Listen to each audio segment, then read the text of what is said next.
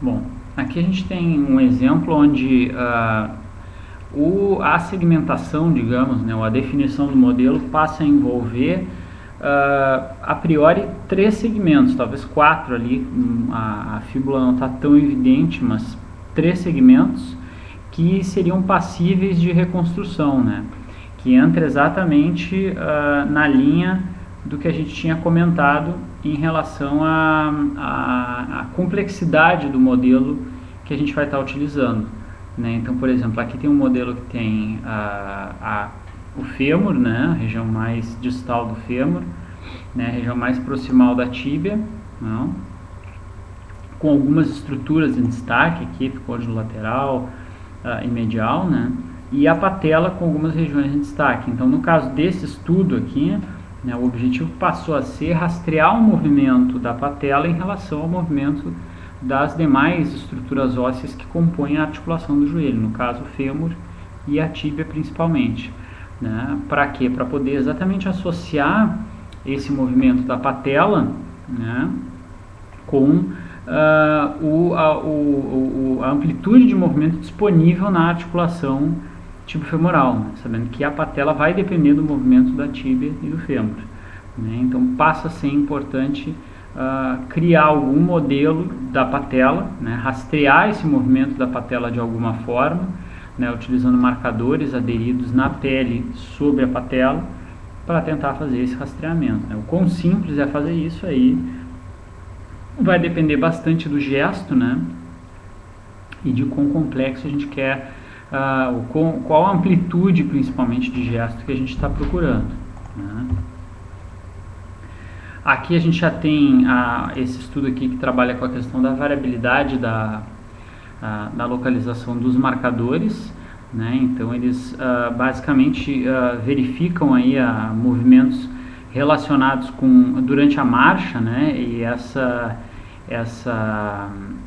observação dessa variação da determinação já dos ângulos articulares em relação à localização de marcadores, que isso também vai ser algo importante, porque uma das coisas que a gente vai ver muito frequentemente é que a descrição do modelo que a gente usa em relação à localização dos marcadores, quais marcadores, onde a gente colocou os marcadores, como que a gente definiu o modelo, né? Isso é uma descrição que cada vez mais os artigos têm tentado resumir isso para poupar espaço. Então alguns, por exemplo, que trabalham com sistemas que já têm um modelo, digamos, proposto pelo sistema, por exemplo, quem trabalha com Vicon vai ouvir falar muito, vai ler muito falar sobre o modelo Plug-in Gate, né? O Plug-in Gate é um modelo que a própria Vicon criou, baseado numa sequência de marcadores, colocada ou posicionados esses marcadores em regiões anatômicas específicas,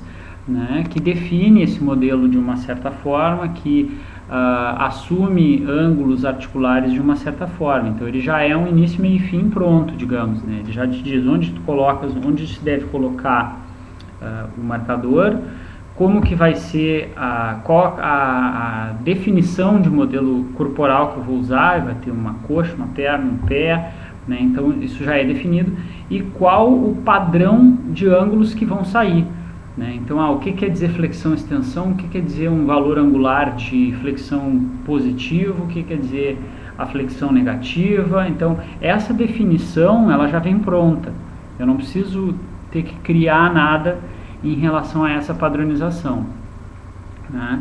Isso é bom e é ruim, porque é bom que facilita na questão, muitas vezes, da comunicação com outros trabalhos que também usam o mesmo modelo. Ganha-se tempo porque várias configurações do sistema já estão prontas, né? Mas é ruim no sentido em que muitas vezes eu quero monitorar algum padrão de movimento específico e aquele modelo pode ser um pouco mais limitado.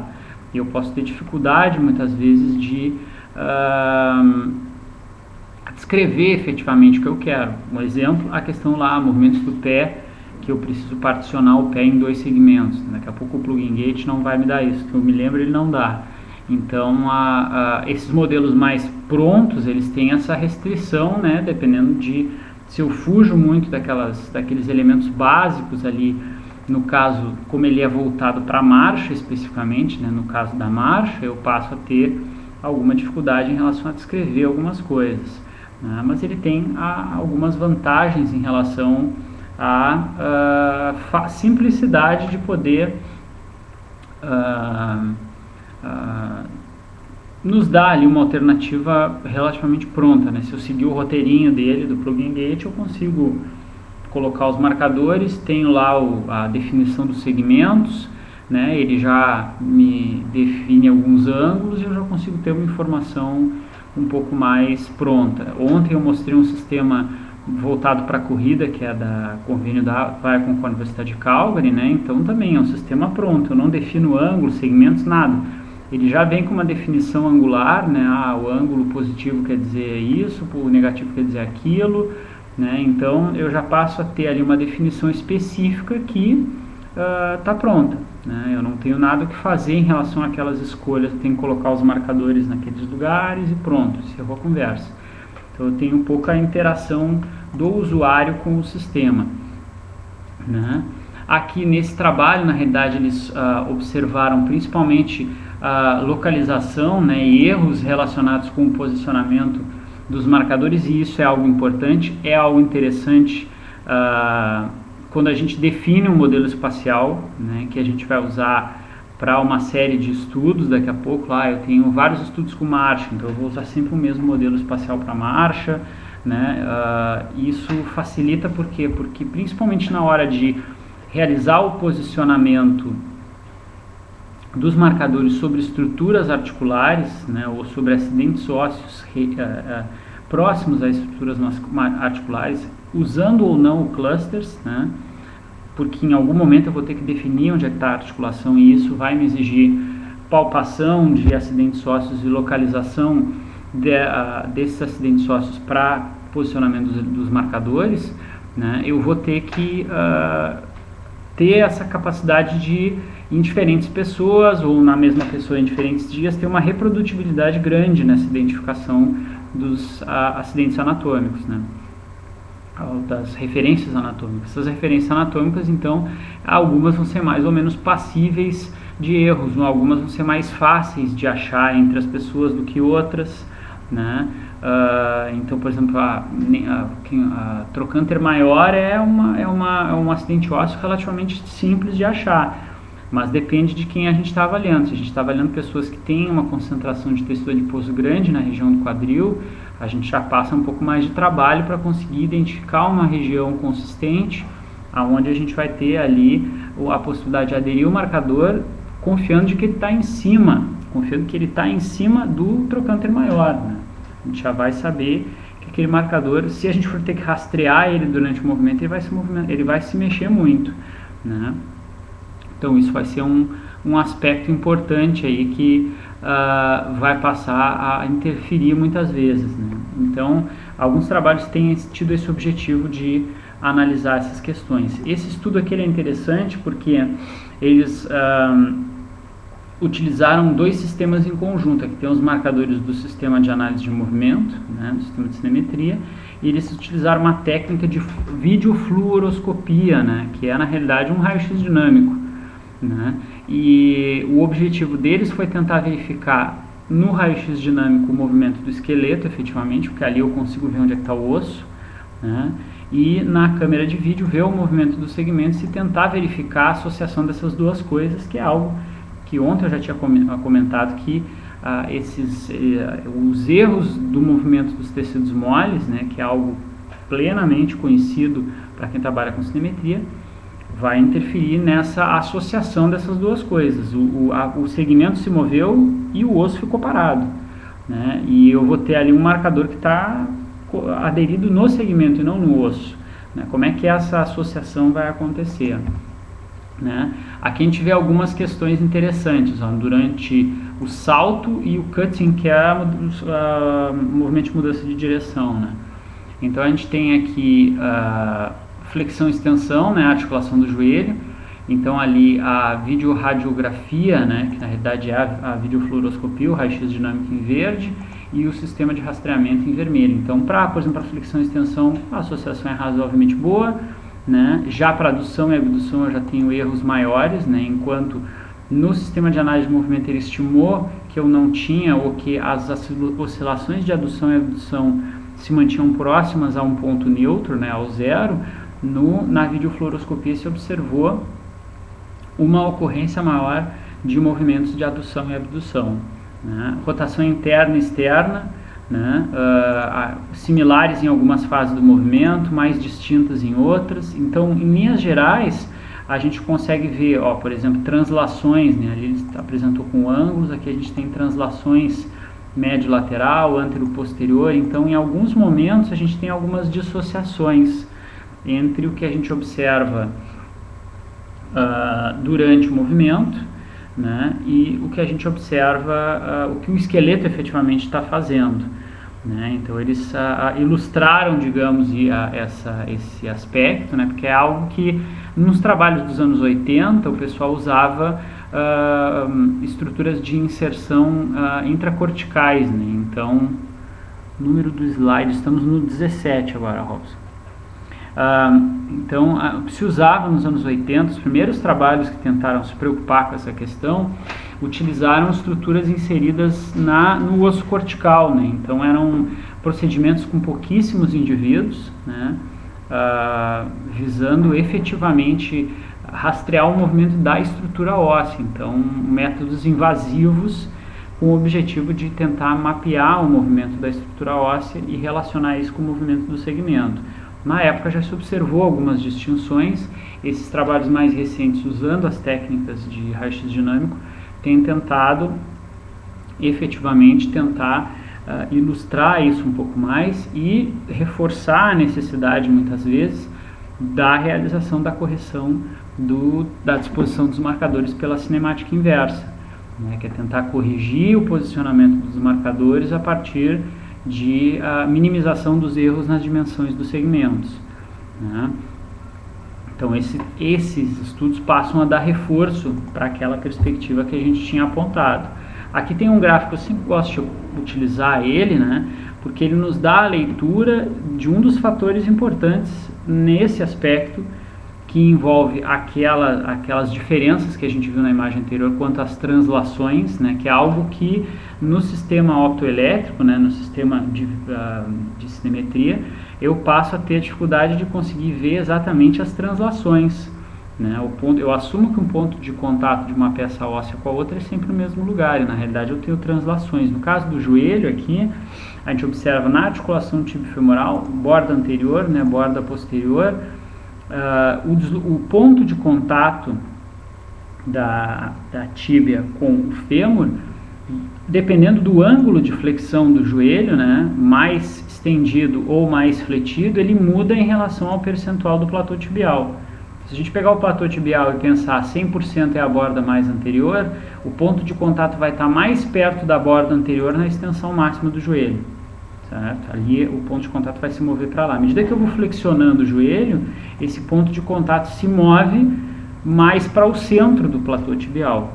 E ele não chega a povoar aqui, pelo menos nessa amplitude, regiões próximas à borda posterior do platô tibial, pelo menos nesse estudo, também utilizando a videofluoroscopia em movimentos de flexão e extensão de joelho em cadeia cinética aberta. Tem mais isso ainda, né? Então esse trabalho ele ilustra, por exemplo, para a cadeia cinética aberta, que à medida que eu estendo o joelho, o ponto de contato se move para a borda mais anterior dos côndilos da tíbia e do fêmur, né? Então eu não tenho mais aquele lugar onde eu defini o eixo de rotação da articulação, não está mais ali, né? O ponto de contato já foi para outro lugar, tá? Então passa a ser também algo importante, né? E esse passa a ser um aspecto que vai vir a interferir diretamente na definição dos ângulos das articulações, né, na dimensão dos segmentos e obviamente nos ângulos das articulações, que é o sistema de coordenadas local de cada articulação, né, onde ele está, né, e como que ele se comporta. Aqui no caso do quadril, né, está estimado ali na região do ponto de contato da pelve e da cabeça do fêmur, né. Aqui a gente já vai ter sistemas de coordenadas na tíbia,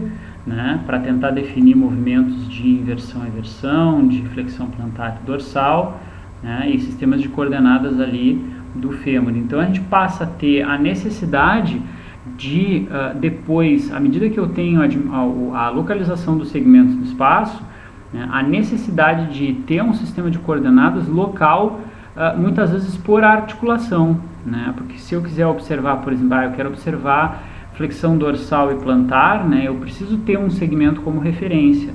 Quem é que vai ser a minha referência? Vai ser o pé ou vai ser a tíbia? Então eu tenho a tíbia e o pé se movimenta em relação à tíbia e eu tenho maior ou menor flexão plantar e dorsal. Então aí eu volto, né, naquela sequência que a gente começou a trabalhar ela um pouco ontem, né, de que eu vou ter um sistema local daquele segmento, no caso aí a tíbia, tá? Eu vou verificar qual é a localização global dele no sistema de coordenadas, né, tridimensional, cartesiano, lá do meu laboratório, já calibrado, e depois eu volto para o sistema local daquele segmento ou daquela articulação. Né? Se eu for pensar em centro de massa, né, ou no segmento contribuindo para o centro de massa global, eu posso ter um sistema de coordenadas local do centro de massa, né, daquele segmento. Ou eu posso ter o sistema de coordenadas da articulação, né, exatamente para tentar descrever isso, né, flexão, extensão, rotações, por exemplo, inversão e eversão da articulação do conjunto subtalar em relação à tíbia, né, ou na realidade o ideal seria em relação ao talos, mas aí eu assumo que o talos e o que se compõe com todos os ossos do tarso, eu tenho esse movimento de inversão e eversão acontecendo ali na articulação do tornozelo mesmo, né? Eu não particiono ela em duas articulações, por exemplo, como anatomicamente a gente faria, né? Jogar o movimento de flexão plantar e dorsal na articulação talocrural e deixar o movimento de inversão, eversão e adução e abdução nas articulações subtalares. Mas de qualquer maneira eu preciso ter um sistema de coordenadas na parte mais distal, por exemplo, da tíbia, né, para que eu consiga ali definir flexão plantar dorsal, inversão e eversão. Né. Então tá aqui, ó. Eu vou ter ali um sistema local, né, que vai me dar esse giro aqui em E, né, vai ser a minha flexão plantar e dorsal. Eu vou ter um giro em E1, né. Eu vou ter um grau de liberdade em E2, que vai ser inversão e eversão, e eu vou ter um grau de liberdade E3, que vai ser adução e abdução. Né? Então, estou assumindo que essa articulação vai ter 6 graus de liberdade, 2 movimentos para cada eixo. Né? E aí eu tenho essa articulação fazendo todos esses movimentos. Eu posso definir que ela faça isso ou não, dependendo da minha configuração no sistema. Pode não me interessar ter os ângulos em adução e abdução, por exemplo. Né? Mas pode ser extremamente importante avaliar inversão e eversão dentro do gesto que eu estou analisando. Mas eu preciso ter um sistema local, 2 na realidade, né? Mas um que seja a minha referência, que pode ser a tíbia, e aí eu vou analisar os movimentos do talos e do calcâneo em relação à tíbia, né? E ver esses movimentos em relação à estrutura superior. Não me adianta muito ter o movimento do pé, aí talos, calcâneo e companhia limitada, em relação ao sistema global, né? Porque daí eu não vou poder converter isso na dimensão anatômica. Né? Eu não vou poder saber quanto de flexão plantar ou dorsal eu tenho, eu vou ter um ângulo absoluto.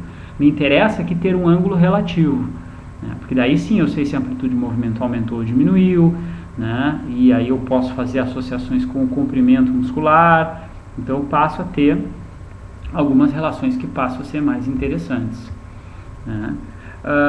No caso de modelamento, né?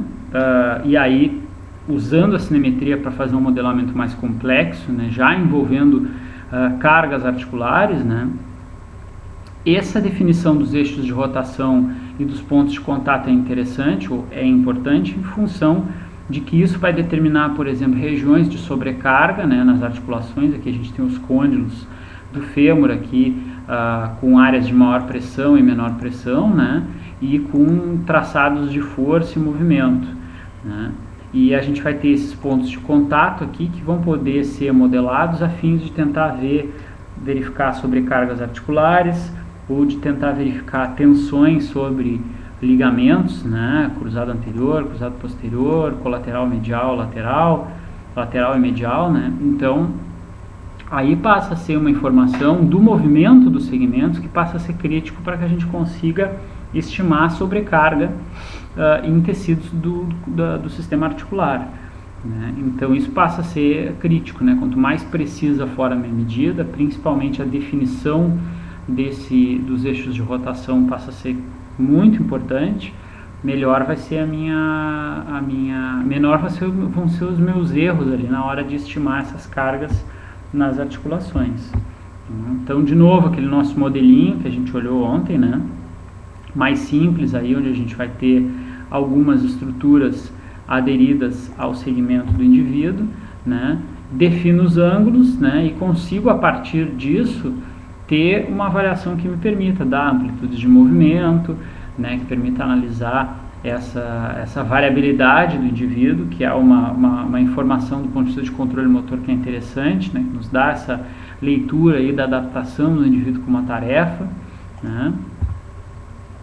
Aqui a gente já tem aquela informação sendo adicionada num modelo musculoesquelético mais complexo. Então tá lá a análise da marcha, né? Tá entrando aqui na ponta com marcadores e força de reação do solo como ponto de partida para poder fazer o escalonamento e o ajuste das dimensões do modelo em relação às características do sistema musculoesquelético. Aqui é interessante que eles estão usando, né, um escalonamento sujeito específico, né? Então eles têm imagens de tomografia computadorizada, né, para tentar fazer o escalonamento das dimensões efetivamente para cada sujeito, né? E fazer esse modelo musculoesquelético aqui, né, de movimentos articulares, por exemplo, né, a fim de poder tornar o modelo mais sensível às características do sujeito. Esse passa a ser um ponto importante, porque normalmente em biomecânica e nos sistemas de análise de movimento comerciais, quando a gente tenta traçar essa relação do modelo de segmento com a característica antropométrica daquele indivíduo, a gente passa a ter dificuldades. Por quê? Porque muitas vezes, quando a gente usa, por exemplo, o modelo da empresa X, lá, como eu dei o exemplo do plug and gate, eu não tenho muita saída em relação a configurações, né? Eu passo a ficar algumas vezes um pouco engessado em relação a qual modelo antropométrico eu vou usar. E aí a gente tem vários modelos antropométricos que fazem o seguinte: eles estimam que o indivíduo com uma massa específica lá, por exemplo, 70 quilos, né, ele vai ter uma distribuição de massa por segmento corporal pré-definida, né? Então quer dizer, a coxa vai pesar 10 quilos, a perna vai pesar 4, o pé vai pesar 1, e isso vai ser proporcional para todo mundo. A gente sabe de duas coisas, né? Uma, que essa proporção ela não é igual para todas as pessoas, né? Existe uma variação. E dois, que ela não é nem igual entre os segmentos muitas vezes. Existem pequenas diferenças do membro inferior direito para o esquerdo, tudo. Então, esses modelos antropométricos, né, eles passam a ser afetados por uma série de questões. Tem trabalhos mostrando aí a questão do envelhecimento, muda essas proporções, o tipo de treinamento, dependendo, né, indivíduos que ganham volume de massa muscular em alguns segmentos corporais por um treinamento específico, mudam essa distribuição. Crianças têm uma distribuição diferente, né, e isso vai interferir na localização do centro de massa, né, tanto do ponto de vista de localização, né, quanto de contribuição desse centro de massa para local, né? Então, onde é que está o centro de massa da coxa do adulto, da criança e do idoso? Ele não está no mesmo lugar, né? Então, se eu erro no centro de massa da coxa, eu posso rastrear o objeto, o indivíduo de forma adequada, mas eu estou errando na definição da localização do centro de massa. E aí esse centro de massa local, né, do indivíduo, ele vai repercutir um erro na localização do centro de massa global. E aí, dependendo do que eu quero analisar, né, eu posso ter erros de maior proporção aparecendo ali, né? Então isso passa a ser algo que, quando a gente faz essa translação aí, né, para o modelo antropométrico, né, a gente faz o dimensionamento do modelo espacial para características antropométricas, a gente tem que cuidar quem é a população que a gente está avaliando, né, do ponto de vista de que, se for possível, nem sempre é possível dentro do sistema de análise de movimento, é interessante fazer esse dimensionamento fora, né? Então, tentar determinar as localizações do centro de massa, né, fora do sistema optoelétrico fechado. A gente passa a ter essa dificuldade exatamente de poder dimensionar esse modelo espacial para diferentes indivíduos, né? E aí a gente passa a ter, quando a gente fala exatamente em análise da característica do centro de massa, de poder efetivamente definir isso, onde é que ele está, como é que ele contribui para as determinadas tarefas que estão sendo localizadas. Então isso passa a ter um efeito ali. Tem trabalhos aí mostrando implicações maiores para indivíduos obesos e crianças, por exemplo, em relação a alterações no centro de massa e a contribuição dessas alterações nas proporções, né? Aqui a gente tem a questão da minimização pela cinemática inversa, né? Então tá aí a correção dos marcadores, né? Então ajustes nos ângulos articulares a partir da minimização desses erros, né, na localização dos marcadores e na dimensão dos segmentos.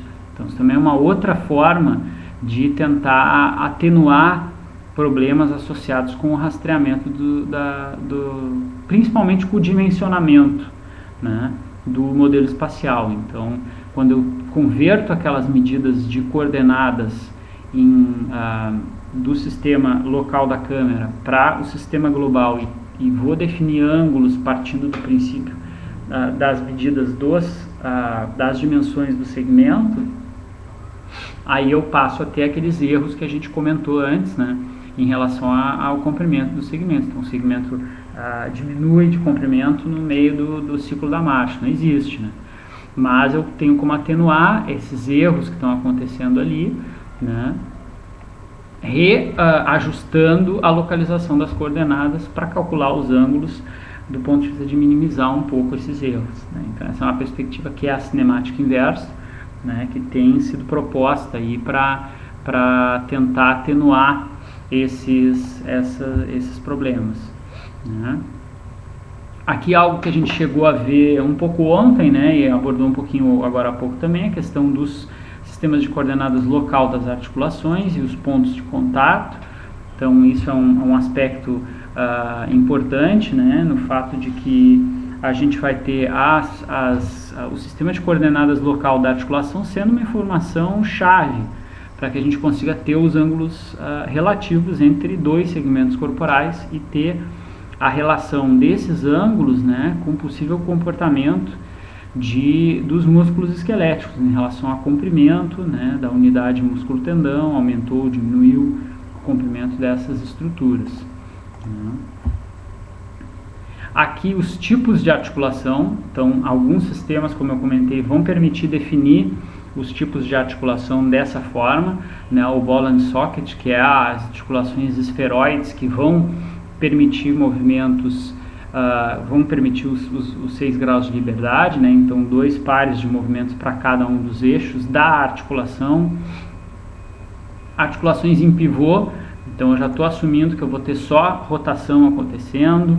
Articulações dobradiça para flexão e extensão, né, no caso do cotovelo, né, articulações elipsoides, ali onde eu vou ter flexão e extensão e adução e abdução, eu não tenho rotação nela acontecendo, né, e articulações aqui esferoide no quadril, né, o joelho como uma articulação mais elipsoide, assim, mas com um componente de rotação ali sendo adicionado, né, permitindo exatamente com que o meu sistema já estime quais movimentos ele vai ter que calcular para cada articulação, né? Então isso passa a ser algo interessante de ser feito, né? aqui os tipos de articulações sinoviais, né, articulação plana, né, então isso aqui é uma questão que é interessante a gente ter, pelo fato de que na hora de fazer a aproximação nos sistemas, né, é importante a gente poder definir como é que a gente vai classificar as nossas as articulações que a gente está analisando, né, dentro do sistema, para que ele já nos dê o cálculo dos ângulos de uma forma mais adequada. Né? Então, as mais comuns aí, né, a gente vai ter a dobradiça, essa elipsoide, né, a articulação pivô, a pivô de rotação, né? Então essas vão ser articulações que vão estar aparecendo ali, que a gente vai estar classificando dentro das opções que a gente tem. Aqui está uma imagem, né, interessante de estudos, como eu comentei, né, que tentam verificar exatamente o movimento das estruturas do sistema esquelético, né, e a relação desse com o movimento articular. Né? Então está ali, ó, uma estrutura metálica, está inserida no osso cortical. Na ponta dessa estrutura tem os marcadores refletivos, que a gente consegue enxergar ali, né, que estão sendo rastreados. O volume de calibração está aqui, né, está dentro dessa estrutura de acrílico, né, e está se rastreando o movimento das peças ósseas do esqueleto efetivamente, né, para tentar efetivamente ver esses pontos de contato aqui, se esses sistemas de coordenadas, se eles estão próximos ou distantes, né, se eles estão se movimentando um em relação ao outro, como está acontecendo a translação entre a tíbia e o fêmur. Né. Então aqui, por exemplo, a gente vai ver aí os marcadores de pele, né, e os marcadores em pino, né. Então existe uma certa aproximação, por exemplo, para a flexão e extensão, né, como a gente tinha visto lá naquele outro estudo com videofluoroscopia, e uma dissociação um pouco maior quando a gente observa para as rotações, né, interna e externa, né, e erros na casa de 2,8 mais ou menos 2 graus, então a gente chega a ter aí em média 3 graus de erro, né, nessa definição para uma articulação. Então é algo que está afetando, pode ser minimizado um pouco na cinemática inversa, né? Não sei dizer para vocês se esse trabalho, eu tenho quase certeza que eles não chegaram a fazer isso, mas corrigindo pela cinemática inversa o quanto que aproxima das medidas reais, aí, digamos, das medidas específicas do esqueleto, né? Então isso aí também teria que dar uma olhada para ver o quanto que melhora esse erro, né, por meio da cinemática inversa. Em relação ao centro de massa, né, muitos vão estar trabalhando com essa, ou alguns vão estar trabalhando com essa medida, né, efetivamente, visto que ela vai ter uma associação com características da energética, por exemplo, da locomoção, de mecanismos de controle postural. Então a interferência da disposição dos diferentes segmentos corporais vai afetar diretamente as características do centro de massa local e global, né? Então, afetando a localização do centro de massa local, a gente afeta a localização do centro de massa global. Aí coloquei mais a ilustração aí do método da prancha, aí, que é uma estratégia antiga para determinar o centro de massa global numa situação mais estática, né? Normalmente a gente vai ter o interesse em avaliar o comportamento desse centro de massa em uma condição mais dinâmica, seja caminhada, seja o indivíduo fazendo um salto, ou um exercício mais restrito, mais amplo, aí depende muito da proposta. Mas a gente vai ter esse objetivo de tentar definir ou rastrear esse movimento do centro de massa dentro de determinadas tarefas. Então a prancha não nos ajuda tanto, porque ela nos dá ali a localização estimada do centro de massa numa condição estática. Mas a gente sabe que ele vai ser muito influenciado pelo movimento dos segmentos na condição dinâmica, né? E localizar de forma adequada, digamos, o centro de massa passa a ser importante exatamente nesse aspecto, né? Para que a gente consiga ter uma medida ali do controle do próprio centro de massa por meio de ações musculares de uma forma mais fidedigna, né? Uma vez que eu, por exemplo, se eu me interessa lá avaliar questões relacionadas com controle postural, né, o mínimo erro que eu tiver na determinação do centro de massa pode ser importante para que eu tenha dificuldades de rastrear ele efetivamente onde ele está, né? A fim de que eu consiga monitorar os controles mínimos posturais ali que estão acontecendo em determinadas tarefas, né? Aqui na questão da energética, né, então as teorias de movimentação do centro de massa, né, como o ovo rolando, né, o pêndulo, né, que estão associadas com a troca de energia cinética e potencial durante o ciclo da marcha.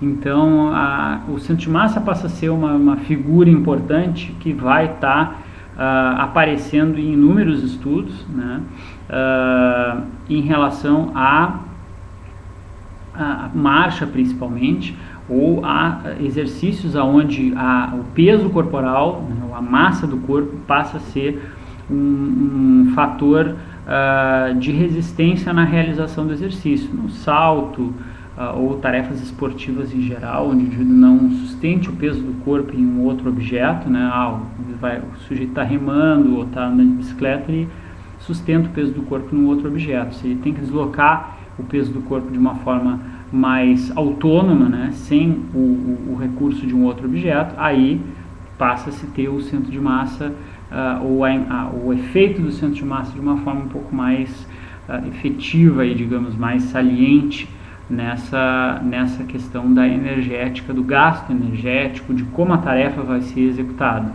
né. Aqui já na corrida, né, assumindo lá a sucessão de saltos, né, que eu tenho a fase de voo, então eu vou ter essa troca de energia cinética e potencial, né, e de energia elástica entrando no sistema, então mais aí as teorias de energética da locomoção, ajudando a usar, fazendo uso do centro de massa para explicar características mecânicas do gesto, né. A definição desse centro de massa, né, aí a gente volta lá no início, passa pela definição do modelo segmentar que eu vou utilizar, né. Então aqui, por exemplo, né, modelos segmentares, ele tem um modelo de cabeça com pescoço, modelo de tronco, modelo de pelve, coxa, perna, pé. Então esses modelos, né, baseados aqui numa proposta de cilindros que se conectam, né, que é uma proposta aí do início do século XX para modelamento das dimensões corporais, né, passa a ser importante. Por quê? Porque eu assumo esses segmentos como volumes que tenham massa conhecida, né, e, obviamente, sabendo a dimensão do volume, tenham densidades relativamente estimadas, né. Ou pelo menos que se o volume não me interessa tanto, né, ou muitas vezes quando a gente pensa em uma proposta tridimensional, o volume é importante, a massa e a localização do centro de massa, por exemplo, do braço direito ali, né, o 6, passa a ser importante porque a localização da massa, do centro de massa desse segmento, vai repercutir sobre o centro de massa global.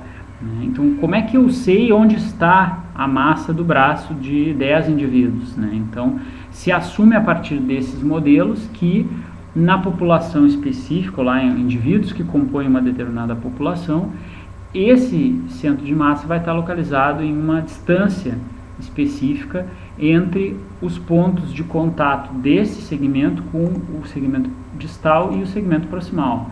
Então, eu vou assumir que ele está a X% da distância da articulação do ombro para o cotovelo, né? Então ali está localizado aquele centro de massa. Então esse é um parâmetro que a gente estima a partir de modelos antropométricos normalmente. Não se leva esse indivíduo para uma avaliação num sistema de densitometria, né, para determinar isso. Se estima isso a partir de tabelas antropométricas. É isso que o sistema de análise de movimento muitas vezes tem embutido no modelo dele. Ele tem uma tabela antropométrica, né, que alguém propôs em algum momento algum momento aí, e ele tenta associar. Ele vai nos dizer, o centro de massa do braço do indivíduo está a X% e ele pesa tantos por cento da massa corporal, né? Então a gente se faz uma associação com a massa do corpo, por isso que a massa corporal normalmente é um input, né, no modelo, né, eu dou a massa corporal e dou algumas dimensões, né, alguns diâmetros ósseos para dimensionar o sistema, né, para ajustar a dimensão do sistema, né, e dou a massa corporal para que ele consiga me indicar, estimar quanto de massa tem aquele sistema e onde que ela está localizada, né. E aí, a partir disso, ele consiga localizar, né, a disposição dessas massas no sistema tridimensional. Tá? Mas o princípio básico está associado com isso. Por exemplo, que o tronco está ali, ó, nesse modelo aqui, ele é um ponto que conecta a sétima cervical até a região médio-lateral posterior das espinhas ilíacas. Então, esse é o tronco, né? Ele é um cilindro, né? Aqui ele está dividido em 2 e 3, né? Em duas porções, mas aqui ele tem uma porção única, né? Então, esse tronco tem uma massa definida e tem um centro de massa fixo. Para muitos segmentos, a gente sabe que isso não é verdadeiro, né? Porque por mais que eu não tenha grandes mudanças, né, no conteúdo de um determinado segmento ao longo de um teste ou de uma avaliação, né, as próprias oscilações dos tecidos moles vão levar a mudanças na disposição dos segmentos, do centro de massa dos segmentos. Então, em alguns momentos, esse centro de massa pode estar mais proximal ou mais distal do que eu estou imaginando que ele está, né? Mas eu preciso ter uma definição para poder estimar isso ao longo do tempo, né? Então, eu assumo que ele está num determinado lugar baseado na avaliação de pessoas que tenham dimensões corporais similares com aquelas que eu estou avaliando, né? Então, esse passa a ser um fator no dimensionamento, na segmentação do indivíduo, né? Aqui, por exemplo, ó, o indivíduo está deitado ali, está se utilizando referências métricas, porque nesse trabalho o objetivo foi utilizar um método fotográfico para determinar os volumes, né, e para determinar as dimensões dos segmentos, né, principalmente porque a partir dessa relação do volume com as dimensões, né, ou das dimensões, eu estimo os volumes, né, consigo definir onde estão os segmentos. Não, a coxa está aqui, é daqui até aqui, né, a perna, por exemplo, é daqui até aqui, né, então eu tenho referências ali que estão me ajudando a definir onde estão conectando esses segmentos, né. O que os sistemas modernos fazem, o que o Xbox faz, olhando para o sujeito com os braços abertos, aqui está o braço, aqui está o antebraço, né. Antigamente o pessoal fazia com o método de fotografia, né, tirava a foto do sujeito, né, e indicava ali onde que estava cada região, e acabava também se utilizando a informação da massa para tentar estimar a localização do centro de massa a partir dessas dimensões, né. Então tenho ali o volume e a massa e vou conseguir estimar o centro de massa. Então está aqui, ó, se segmenta o indivíduo em partes, né, e tenta se estabelecer onde estão as regiões com maior volume, né, e como que essa massa pode se distribuir nessas regiões com maior volume, né. Aqui, por exemplo, tem uma tabela do trabalho do Clauser de 69, que é um dos trabalhos clássicos aí nessa linha, né, estimando, por exemplo, ó, o percentual do peso de cada segmento. Então, o percentual, quanto dos 70 quilos do indivíduo vem da cabeça, 7,3%, do tronco 50%, do braço 2,6%. Então, a partir dessa tabela aqui, eu consigo, tendo a massa do indivíduo, estimar a massa de cada segmento. O quanto isso aqui efetivamente repercute no mundo real é que é a outra questão, né? Quanto que vai existir de variabilidade vai ser algo que no meu avaliado eu não vou muitas vezes ter como saber se eu não utilizar nenhum método para tentar estimar pelo menos os volumes corporais, né, que é o que na fotografia é possível fazer, estimar os volumes, né, estimar que os volumes tenham a mesma densidade e aí tentar ver a massa a partir dessa relação massa-volume, né, massa-densidade para volume-densidade para tentar saber a massa, né. Então eu passo a ter exatamente essa relação difícil de estabelecer, né? Eu vou assumir que a mão do indivíduo pesa 0,7% do peso corporal total, né? Muitas vezes os sistemas, na hora de definir a localização do centro de massa, vão fazer isso, né? Então a gente vai ter aí uma situação que vai estar meio imposta, né? A localização desse centro de massa também vai ser pré-definida, que também é a mesma tabela do Clauser, né? Tem várias tabelas similares a dele, né? A tabela do Clauser é uma das mais clássicas aí, digamos.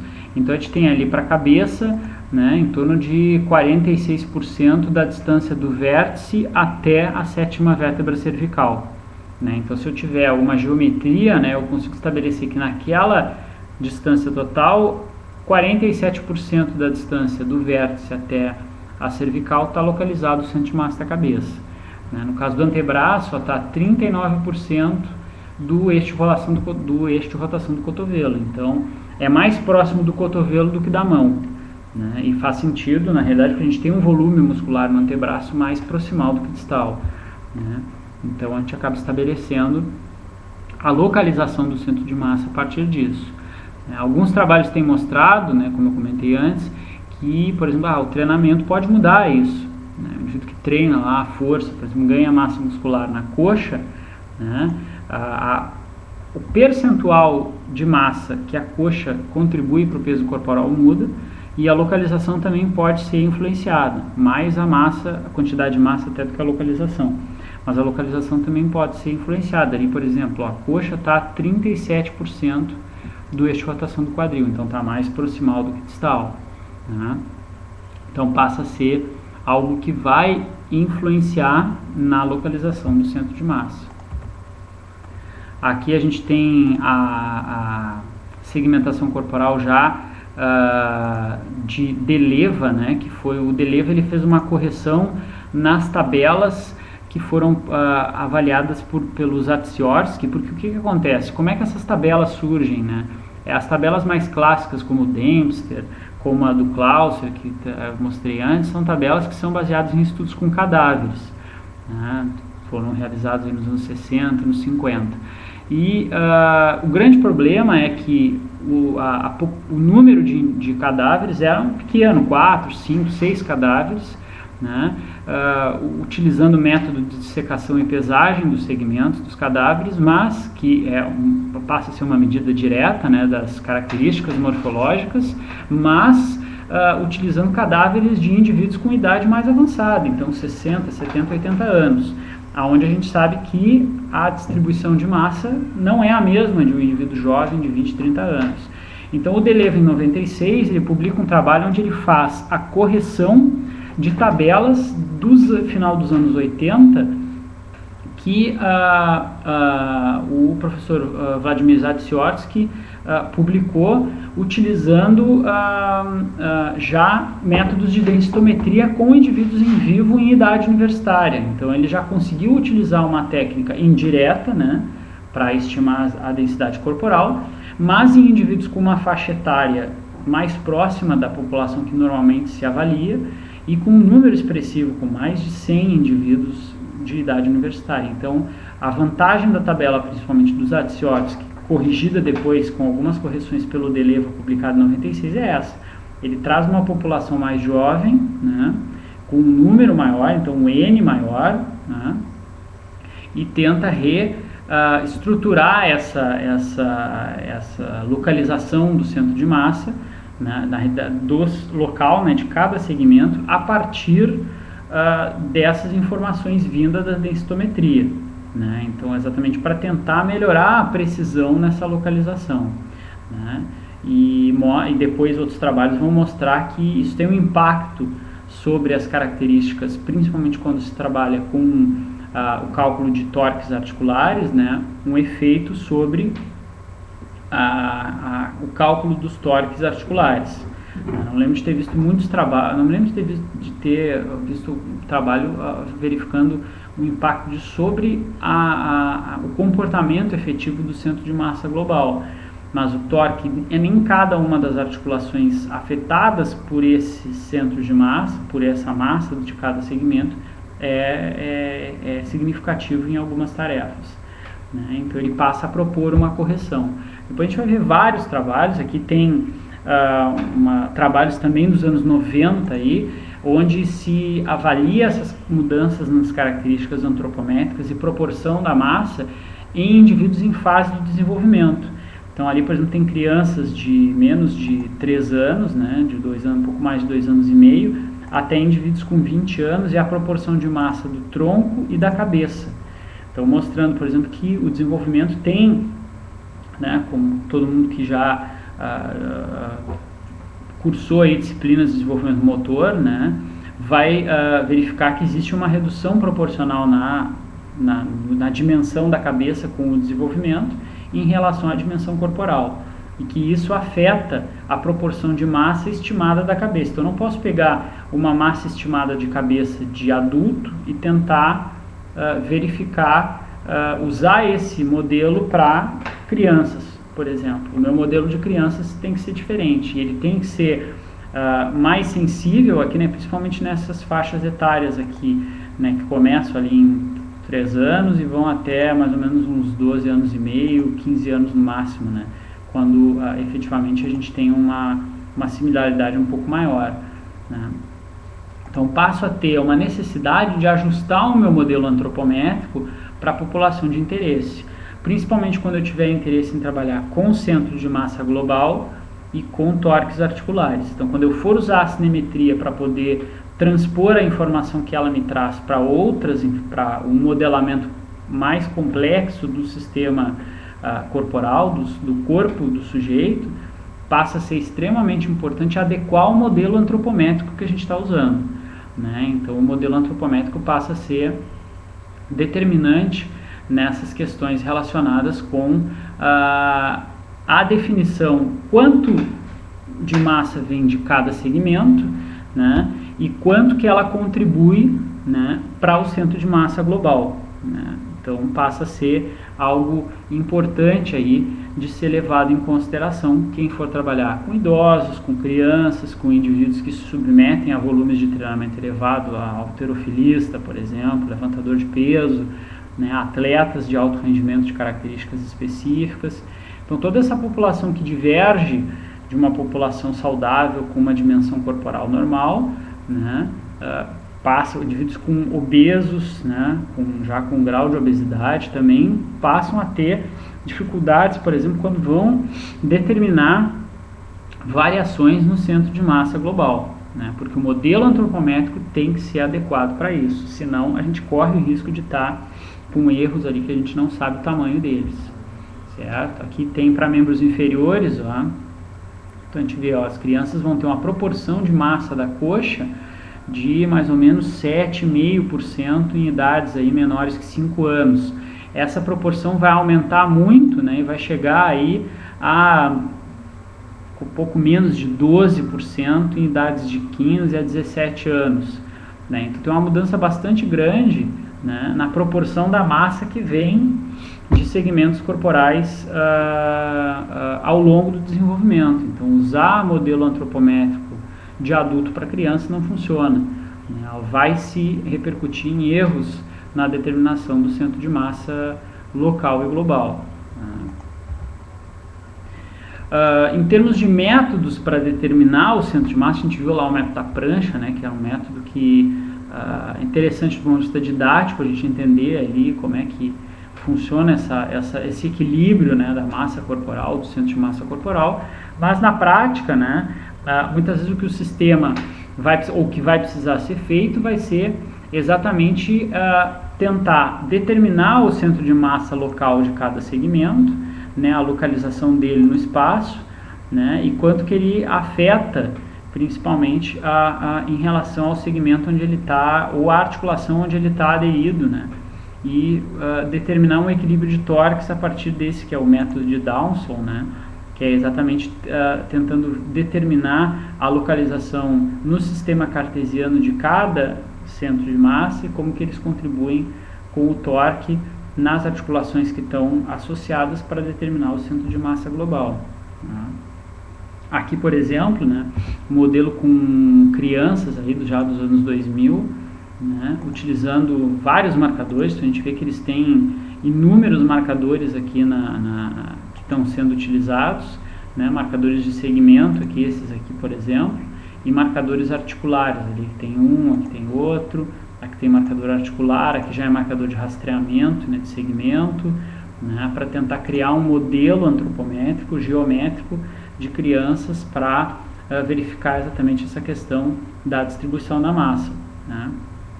Aqui exemplo de indivíduos obesos, né, em que vai se utilizar a técnica da tomografia computadorizada, né, para efetivamente tentar verificar essa distribuição de massa. Então a gente vai ter aí um volume, e o importante, por exemplo, que é algo que em biomecânica a gente acaba muitas vezes deixando passar, né, que é o conteúdo daquele volume, né. A gente pensa na massa e no volume e assume uma densidade específica para cada um dos segmentos, né. E isso passa a ser um erro. Quem trabalha com antropometria sabe muito bem disso, né, e principalmente quando a gente compara diferentes pessoas, né, de que dentro de uma mesmo gênero, mesma faixa etária, né, a gente vai ter diferentes densidades muitas vezes para cada segmento, e aí passa a ser uma limitação, digamos, né, conseguir definir efetivamente quanto de massa tem naquele segmento, porque a gente não sabe a densidade daquele segmento, em função de que a gente não sabe quanto de tecido ósseo tem, quanto de músculo tem, quanto de tecido adiposo tem, né? Então, se a gente tem a possibilidade de estimar essas características, mesmo que seja para o segmento de interesse, me interessa saber só o membro inferior, beleza, então se eu consigo determinar isso, eu certamente vou ter uma precisão maior na determinação da massa daquele segmento do que se eu usasse a tabela antropométrica. Então, ainda hoje em biomecânica, é um grande limitante, digamos, se assume uma homogeneidade muito grande de distribuição da massa na população, né, sem se ter uma real medida de quanto que essa massa vai ser alterada, né, entre os indivíduos, né, de quanto que eu vou ter cada um dos segmentos contribuindo com o centro de massa global, né. Então, se a gente pensar principalmente aquelas atividades que eu comentei, né, a corrida, a marcha, o equilíbrio, né, onde o centro de massa vai ter um papel importante na questão da determinação do desafio na realização da tarefa, né, o controle postural, o gasto energético na caminhada, na corrida, né, passa a ser bastante complicado e conseguir ter certeza de que aquele centro de massa está afetando, né, o quanto que ele está afetando. É um erro sistemático no indivíduo, né, mas entre os indivíduos passa a ser um erro já que a gente desconhece o tamanho dele, né, porque aquele indivíduo com ele mesmo, ele está tudo bem, a gente não sabe muito bem quanto de erro na localização do centro de massa a gente está tendo, né, em função de erros no conhecimento da densidade dos segmentos, né.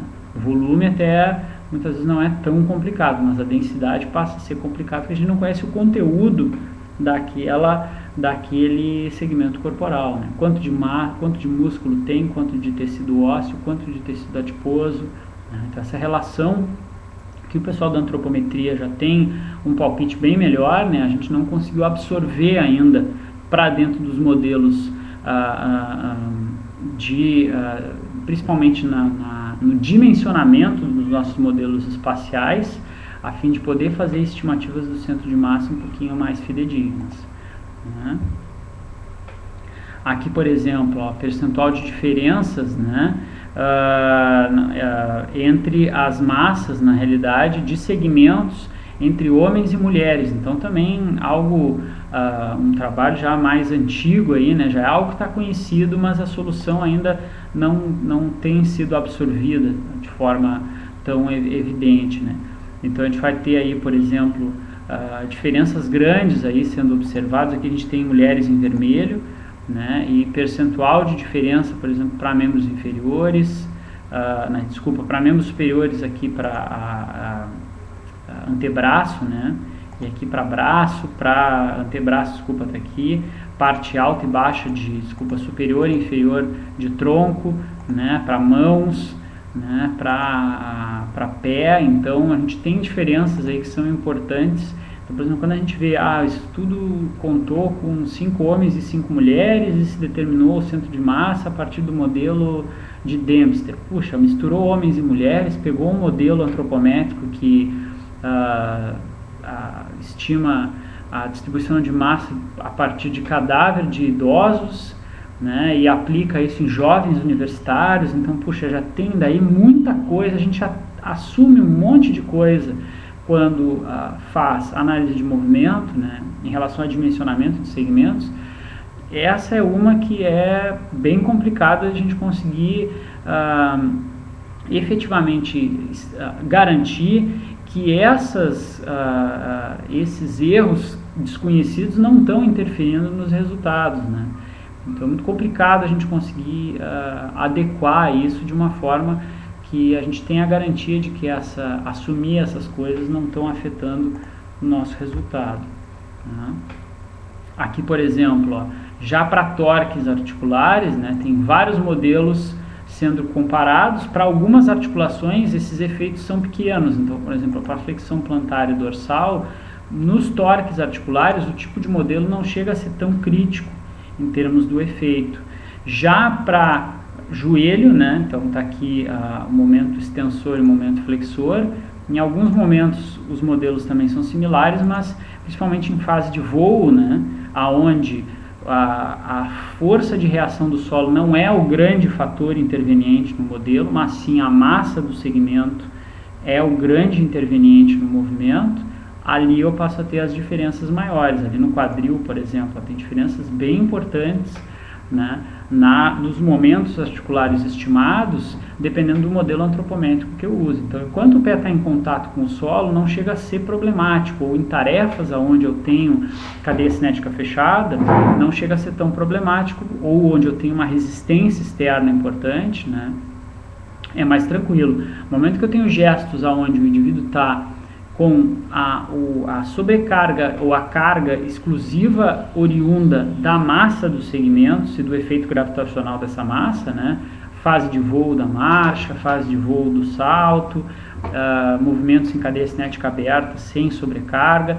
Nesses movimentos a massa, né, ou a proporção de massa, né, a característica do centro de massa global, local, vai ser determinante para a quantidade de demanda articular que eu estou estimando, para o torque na articulação que eu estou estimando. E aí vai afetar, se afeta os torques na articulação, afeta a localização do centro de massa, né? Então isso passa a ser algo importante, né?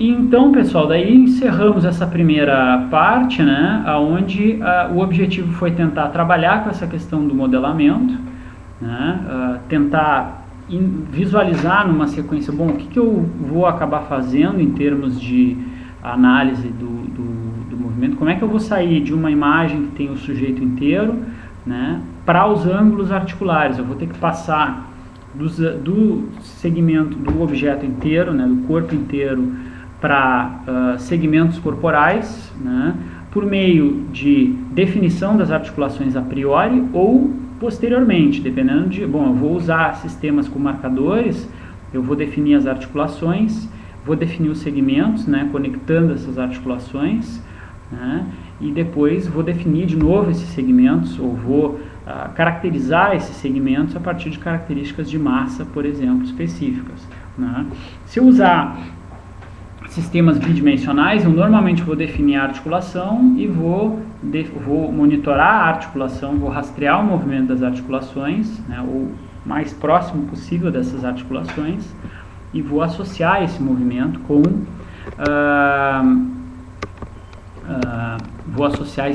o movimento dos segmentos, né. Então vou assumir, bom, aqui eu tenho um quadril e ali eu tenho um joelho, o que une esses dois é o segmento coxa.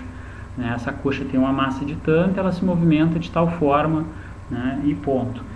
As articulações, bidimensionalmente, vão ser aí articulações de dobradiça, né? Tridimensionalmente eu vou poder abrir um pouco essa possibilidade de movimento, né, mas eu vou ter sempre a limitação de que o ponto de contato das peças ósseas é estanque, né, então ele sempre está no mesmo lugar, né, e esse ponto de contato passa a ser fixo, no sentido de que eu assumo que não existam translações entre as articulações, né? E esses segmentos corporais são rígidos, eles não se deformam, né? E eu assumo que o movimento dos segmentos que eu estou rastreando são fiéis ao movimento do sistema esquelético. E aí a movimentação relativa de dois segmentos me dá a movimentação articular efetiva que me interessa avaliar muitas vezes, né? O dimensionamento desse corpo e desses segmentos vai depender do modelo antropométrico que eu usar, em quantas partes eu vou dividir esse segmento. O pé vai ser uma coisa só, vão ser duas, a coluna vai ser um bloco só, vão ser mais de um, né? Como é que eu vou segmentar essa estrutura? Então passo a ter essa característica, né? Então a escolha do objetivo, né, isso vai ser algo depois que quando a gente for trabalhar com os projetos, né, na sexta-feira a gente vai tentar apontar algumas direções aí para que vocês tentem definir os projetos, né, nos grupos que a gente vai dividir, principalmente para a parte prática, quando a gente estiver trabalhando com vocês aí em Londrina. A ideia vai ser que vocês consigam definir esse problema que vocês vão estudar a partir do projeto, né, e que consigam definir o método de análise, né? Eu vou usar cinemetria tridimensional, vou usar um modelo antropométrico de tantos segmentos corporais, as articulações vão ser essas, elas vão ser de tal tipo, né? Eu vou estimar a localização do centro de massa a partir da tabela antropométrica X. Então essas características vão ter que estar nas escolhas de vocês ali, vocês vão ter que estar optando por uma coisa ou outra, né, a fim de que possam tornar claro ali como é que foi o início, meio e fim, né, e como é que vocês chegaram naquele determinado resultado. Então a gente vai estar trabalhando com vocês para tentar ajudar vocês nesse processo presencialmente, mas a concepção do projeto vai ser feita antes, né? A gente vai dar aí os parâmetros que a gente quer que vocês trabalhem, né? Escolham, né? Pensem a respeito, então vocês vão ter um tempo aí para poder escolher. Muitos deles, a aula de hoje concentra vários desses parâmetros, né? Em relação a características de modelo antropométrico, eu vou usar tantas articulações do membro superior e inferior, eu vou segmentar o membro inferior em tantos segmentos, eles vão ter tantas articulações, eu vou usar marcadores localizados aqui, ali, eu vou dar toda a localização de todos os marcadores, né?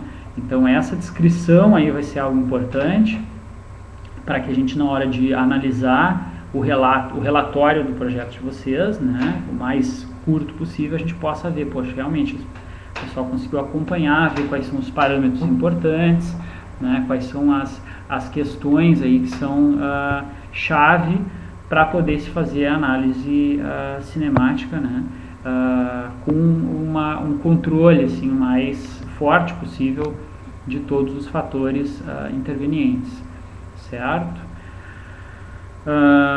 Dúvidas aí, pessoal? Vamos ver. Vamos ver, o Vinícius levantou a mão. Se quiser abrir o microfone, Vinícius, ou escrever, fica à vontade.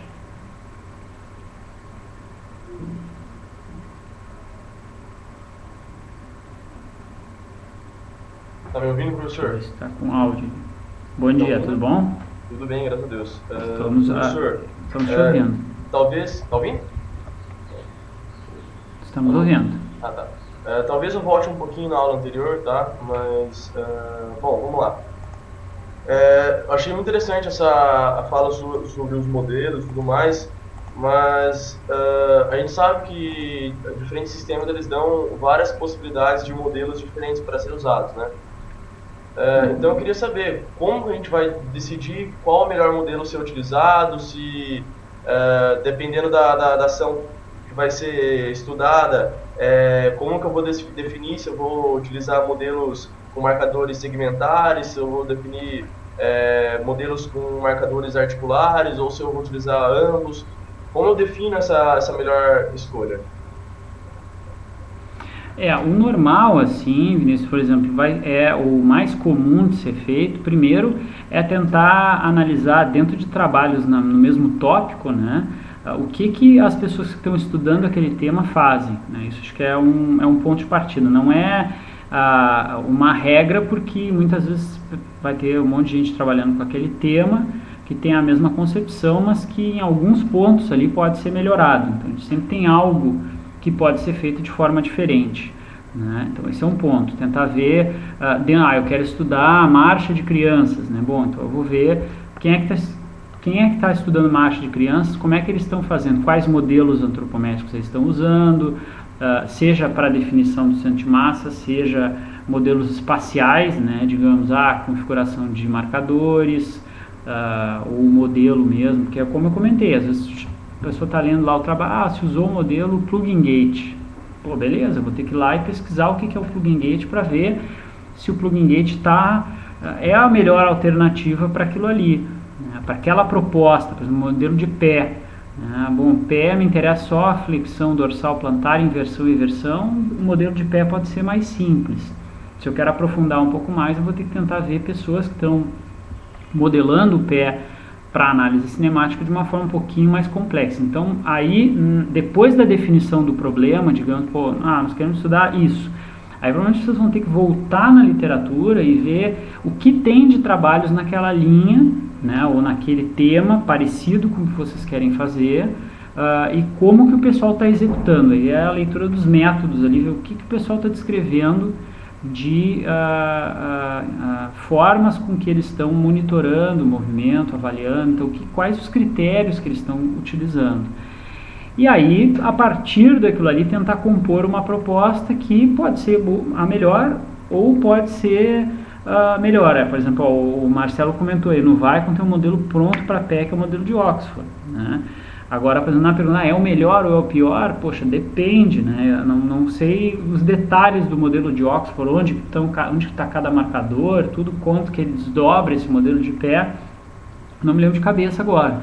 Mas pode ser que seja suficiente, ou mais do que suficiente, para o que eu me proponho analisar, ou pode ser que seja insuficiente, dependendo do que eu quero analisar. Então, isso aí, muitas vezes, na hora de montar essa estrutura, o roteiro do projeto, né? Aí a gente vai ver, e muitas vezes vai ver quando fizer, ou algumas vezes vai ver quando fizer uma coleta experimental inicial, um piloto, né? Vou ter um teste piloto lá que vai ser feito, e ali eu vou ver, poxa, realmente eu não vou conseguir medir o que eu queria com esse modelo, eu vou ter que mudar o modelo. Então, por isso que a gente muitas vezes faz um estudo preliminar ali para poder realmente testar se aquela abordagem ali vai ser a melhor, se aquele modelamento vai ser o melhor. Modelamento é complicado, porque cada um escolhe o seu. O grande ponto é ter uma justificativa para as escolhas que se fez. A gente fez a escolha dela, por exemplo, eu escolhi o modelo de Oxford porque ele permite calcular os ângulos assim, assim, assado. Pronto. Eu não escolhi ele porque ele veio pronto no sistema. Essa não é a justificativa melhor. A melhor justificativa é exatamente porque ele permite com que eu calcule as variáveis de interesse assim, assim, assado e pronto. Então, esse provavelmente vai ser o maior critério de escolha, né? Indicar claramente que aquela proposta permite avaliar as questões de interesse. Por exemplo, ontem alguém perguntou a questão do bidimensional, né? Para algumas tarefas, o bidimensional é suficiente, por quê? Porque os erros comparados com o tridimensional são pequenos. Então, essa é a justificativa, né? Tem 2 ou 3 autores que vão justificar aquilo lá, vão ajudar a dar suporte para aquela justificativa. Então, vai passar bastante por aí, né? A questão de que a escolha do método seja mais, digamos assim, lógica possível para aquela proposta que está sendo feita, né? Perfeito, professor. Outras dúvidas aí, também queria pessoal? saber em relação à Tranquilo? quantidade de marcadores que a gente coloca em cada segmento. Se tem alguma quantidade ideal ou também é a partir da literatura? Quando a gente vai trazer marcadores, se a gente vai fazer análise da coluna, se a gente coloca em cada parte, ou tem alguns estudos que eles colocam, escolhe a C7, escolhe a L5 e depois vai fazendo por espaçamento a cada centímetro. Como que a gente faz esse tipo de escolha também em relação à quantidade de marcadores por segmento? Isso aí é bem parecido com o que eu tinha comentado antes, né? O critério muitas vezes vai ser esse, vai tentar observar o que os outros já fizeram, tentar verificar se aquilo ali contempla a proposta, como tu comentasse, eu vou ter coluna, eu vou segmentar lá, eu vou ter 3 ou 4 marcadores em cada região e isso pode ser suficiente para eu conseguir desdobrar num movimento mais específico, né? Aí muitas vezes só a análise que vai nos permitir avaliar se isso vai ser suficiente ou não. O estudo preliminar ali que vai permitir avaliar se isso vai ser suficiente ou não. Normalmente o número de marcadores é aquele ponto crítico, né? O marcadores demais é bom porque eu consigo ter ali várias regiões sendo rastreadas, então eu tenho uma precisão ali naquele modelamento melhor, mas eu me complico porque é mais marcadores com chance de serem perdidos durante a coleta, ou porque caiu, ou porque somente uma câmera estava vendo, então isso também passa a ser, ou porque é um marcador que está se movimentando ali de forma aleatória ao movimento do esqueleto, né? Está vibrando ali no tecido mole e o esqueleto está parado embaixo. Então não é tão simples assim da gente definir o que é melhor e o que é pior. O ponto-chave é esse, né? Como fazer as escolhas ou o critério está muito associado a isso, né? Consigo analisar, eu quero avaliar a flexão da coluna lombar. Poxa, eu não posso ter um marcador no quadril e um marcador no acrômio, né? Não é suficiente. Eu preciso ter algum marcador no meio do caminho que eu segmente essa coluna pelo menos em 2 partes, uma região superior e uma região lombar. Quantos marcadores eu vou usar para isso? O mínimo que eu consiga ter esse ângulo da lombar, por exemplo, representado de forma adequada, né? Então o ponto-chave é esse, é sempre minimizar ao máximo o número de marcadores, mas que eu consiga ter a resposta que me interessa de forma relativamente confiável, né? E a fim de que eu consiga medir o que eu estou propondo medir, né? Então não é tão simples. O ponto-chave é esse. No momento que eu coloquei a pergunta na mesa, eu tenho que voltar nos artigos e varrer todos os artigos possíveis e imagináveis que trabalham naquela linha próxima do que eu vou avaliar. Por exemplo, crianças. Vai pegar todo mundo que avaliou criança aí com cinemática e vai tentar ver, esse aqui usou tal modelo, esse usou tal, esse aqui usou desse jeito, esse aqui usou outro. Muitas vezes a dificuldade é que os trabalhos mais antigos são mais detalhados nessas questões, os mais recentes são cada vez mais resumidos nisso. Então, às vezes, eu vou ter um artigo antigo, mas eu vou ter, por exemplo, um artigo recente, eu achei aquele artigo e achei a tese do cara que fez o artigo. O melhor é eu ter o artigo na mão, é interessante, mas eu tenho que olhar para a tese dele, porque lá certamente vai ter muita informação que não foi para o artigo, da parte de métodos. Então as teses e dissertações são interessantes nesse ponto, porque elas vão ter uma riqueza maior do que muitas vezes vai estar aparecendo nos artigos publicados. Então isso também vai ajudar bastante na hora de definir, né, o que utilizar. Um aspecto também hoje em dia mais fácil, né, que acaba acontecendo é que muitas vezes a gente vai poder contatar pesquisadores que trabalham em áreas próximas e tentar ver, puxa, achei legal esse modelo do cara que parece interessante, contempla aí muita coisa que eu quero fazer, mas não ficou claro para mim no artigo como é que eles lidaram com tal e tal situação. Aí vou e mando um e-mail para a pessoa, né, ou vou buscar aí em comunidades aí, a Sociedade Internacional de Biomecânica tem lista de e-mails que permite o pessoal postar perguntas, o ResearchGate tem bastante coisa na área de métodos também que o pessoal coloca como dúvidas, então eu vou tentar buscar fontes aonde as pessoas se comuniquem e discutam algumas questões específicas, né? Então isso é interessante também, uma outra via para conseguir tentar fortalecer os critérios para a escolha daquele modelo que está sendo usado, né? Modelo é de cada um, mas o grande ponto é isso, para a gente não ter o nosso modelo questionado, né, de forma evidente, é importante a gente ter ter bons argumentos para justificar aquele modelo, né, a fim de que a pessoa que está lendo ou avaliando possa ver, realmente, a pessoa escolheu esse modelo porque era a melhor alternativa que ela tinha naquele momento, né? Está assumindo lá erros, né, que são do modelo, todo modelo tem erro, né? Uns mais, uns menos, mas ela conseguiu minimizar os erros assumidos a partir de alguns critérios específicos. E aí isso vem, digamos, ou dos argumentos teóricos ou de estudos, né? Então vou ter lá, por exemplo, vou fazer o rastreamento que nem o estudo aqui que eu mostrei, né? Que tinha lá, comparou o Kinetic com um sistema optoelétrico. Então fez, digamos, a validação do Kinetic a partir de um sistema de referência, né, para monitoramento tridimensional. E aí conseguiu ver, realmente, eu tenho X% de erro usando o Kinetic, né, então eu vou usar o Kinetic porque dentro dessa faixa, para o que eu estou me propondo avaliar, 4, 5 graus de erro no ângulo articular para mim não é importante. Então, beleza, maravilha, justificou a escolha do método que foi ser feito. Né? Então, esse é o ponto importante, porque às vezes a gente não tem tempo e não tem